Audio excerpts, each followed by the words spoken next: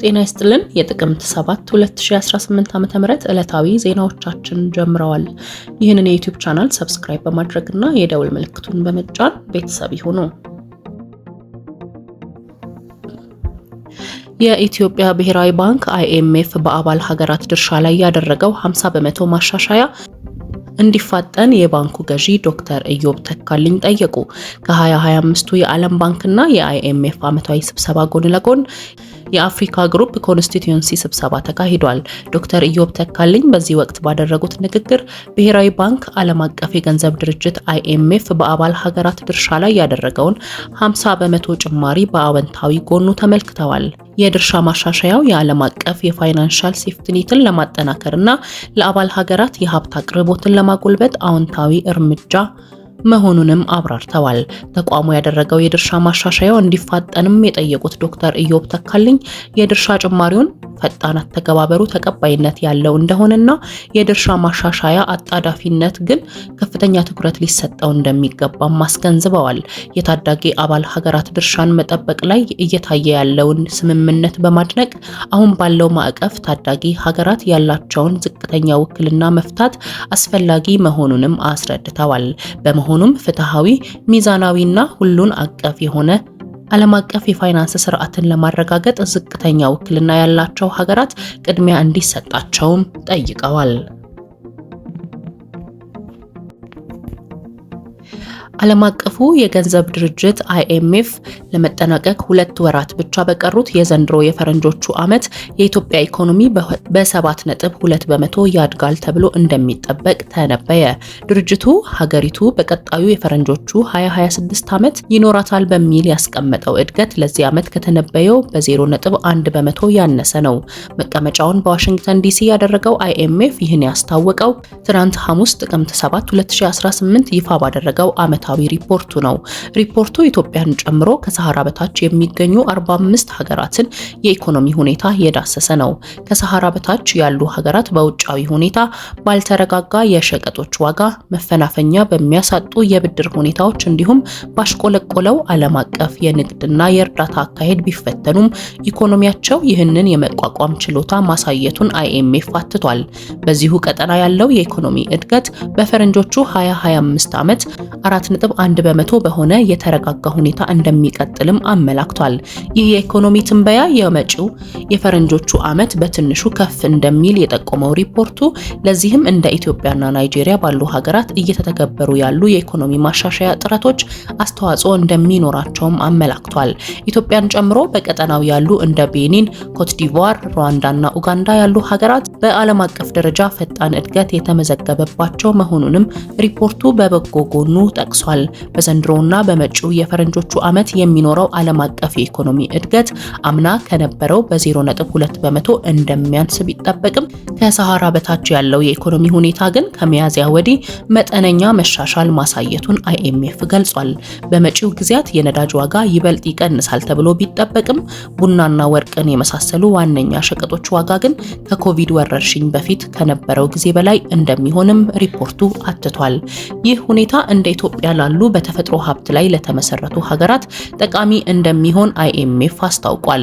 የኢትዮጵያን የኢኮኖሚ ሁኔታ በሪፖርቱ ደጋግሞ በበጎ ጎን የጠቀሰው ድርጅቱ ኢትዮጵያ በዘንድሮ የፈረንጆቹ ዓመት እንደ አንጎላ ባሉ ባለሁለት አሃዝ የዋጋ ግሽበት የተመዘገበባት ሀገር መሆኗንም አልሸሸገም።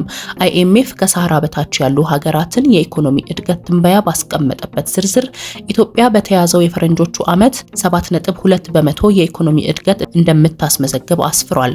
ሀገሪቱ በመጪው የፈረንጆቹ ዓመት የሚኖራት የኢኮኖሚ እድገትም 7.1 በመቶ እንደሚሆንም ተንብዮአል። ይህ የድርጅቱ ትንበያ የኢትዮጵያ መንግስት ይፋ ካደረገው አሃዝ ያነሰ ነው። ፕሬዝዳንት ታዬ አጽቀሥላሴ ከሳምንታት በፊት የህዝብ ተወካዮችና የፌዴሬሽን ምክር ቤቶችን በይፋ በከፈቱበት ወቅት የኢትዮጵያን ኢኮኖሚ እድገት በዘንድሮ በጀት ዓመት ወደ 9 በመቶ ከፍ ለማድረግ መንግስት ማቀዱን ገልጸው ነበር። ፕሬዝዳንቱ የኢትዮጵያ ኢኮኖሚ በ2017 በጀት ዓመት 8.8 በመቶ እድገት ማስመዝገቡንም በዚሁ ንግግራቸው አስታውቀው ነበር። በውጭ ሀገራት ከዲያስፖራ ማህበረሰብ ጋር የነበረው አጀንዳ ማሰባሰብ በስኬት መጠናቀቁን የኢትዮጵያ ሀገራዊ ምክክር ኮሚሽን ገለጸ። ኮሚሽኑ በተለያዩ የዓለም ሀገራት ሲካሄድ የነበረውን የአጀንዳ ማሰባሰብ ስራ በተመለከተ መግለጫ ሰጥቷል። የኮሚሽኑ ቃል አቀባይ ጥበቡ ታደሰ በመግለጫቸው እንዳሉት በደቡብ አፍሪካ፣ በሰሜን አሜሪካ፣ በካናዳ፣ በተባበሩት አረብ ኤሚሬትስ፣ በስዊድንና እንግሊዝ የዲያስፖራ ወገኖች የተሳተፉበት መድረክ ተከናውኖ ነበር። ተሳታፊዎች በመድረክ እንዲሁም በበየነ መረብ ሀሳባቸውን መካፈላቸውንና አጀንዳዎቻቸውን ማቅረብ ችለዋል ብለዋል።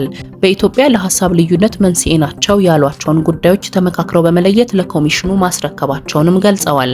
አጀንዳ ከመስጠት ባለፈ በሀገራዊ ምክክር ጉባኤው ላይ የሚሳተፉ ተወካዮቻቸውን መምረጣቸውንም ነው የተናገሩት። በመሆኑም መድረኮቹ ኢትዮጵያውያንንና ትውልደ ኢትዮጵያውያንን መብታቸውን ተጠቅመው በንቃት የተሳተፉባቸው መሆናቸውን ገልጸዋል። በምክክሩ ያልተሳተፉ የዲያስፖራ አባላት በበይነ መረብ የሚሳተፉበት እድል እንዳለም ነው ያስታወቁት። አጀንዳ ከማሰባሰብና ተወካዮችን ከማስመረጥ አኳያ የቀረው የትግራይ ክልል ብቻ መሆኑን በማንሳት ለሂደቱ አስቻይ ሁኔታዎችን በመፍጠር በቅርቡ ለማስጀመር ጥረት እየተደረገ መሆኑንም ተናግረዋል። ለዚህም ከክልሉ ጊዜያዊ አስተዳደር አመራሮች ጋር ውይይቶች መደረጋቸውንም ጠቅሰዋል። የአፍሪካ ህብረትና የተባበሩት መንግስታት በሰላምና ጸጥታ ዘርፍ ያላቸውን የጋራ አጋርነት ለማጠናከር በቁርጠኝነት እንደሚሰሩ አስታወቁ። የአፍሪካ ህብረት ኮሚሽን ሊቀመንበር መሐመድ አሊ የሱፍ የተባበሩት መንግስታት የጸጥታው ምክር ቤት አባላትን በህብረቱ ዋና መቀመጫ አዲስ አበባ ተቀብለው አነጋግረዋል። ሊቀመንበሩ የምክር ቤቱ አባላትን ሰላም፣ ደህንነትና ልማትን ጨምሮ የአፍሪካ ህብረት ቁልፍ የትኩረት መስኮችን አስመልክቶ ገለጻ አድርገዋል።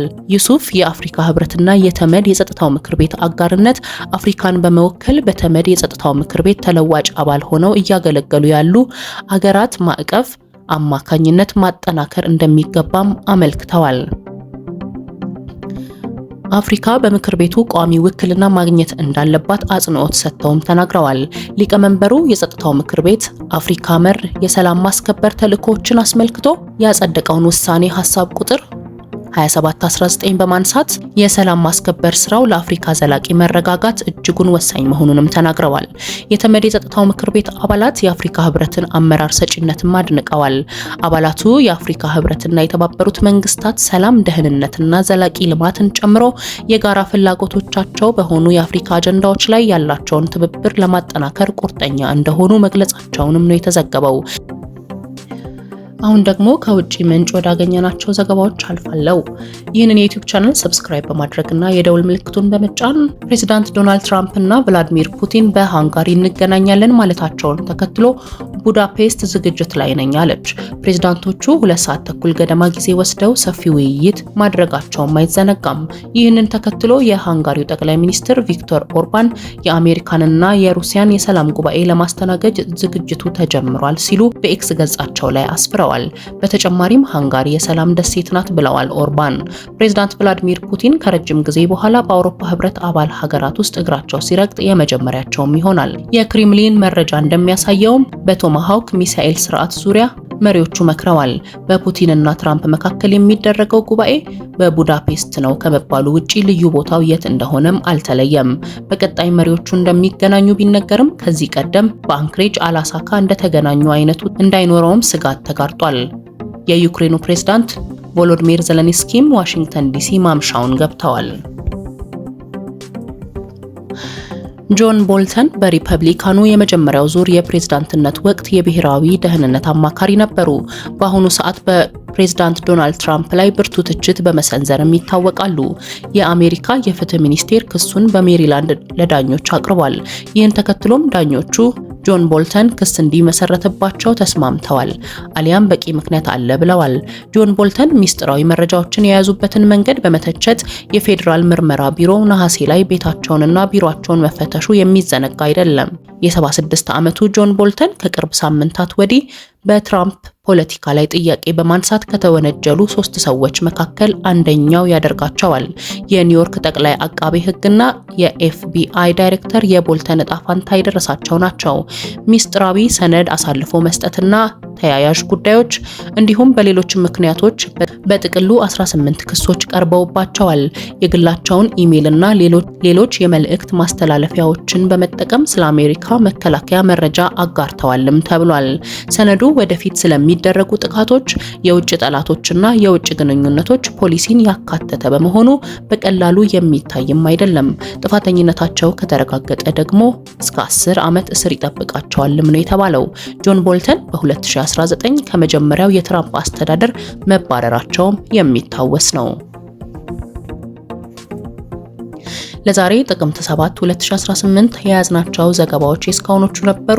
ይህንን የዩቲዩብ ቻናል ሰብስክራይብ በማድረግና የደውል ምልክቱን በመጫን ቤተሰብ ይሁኑ።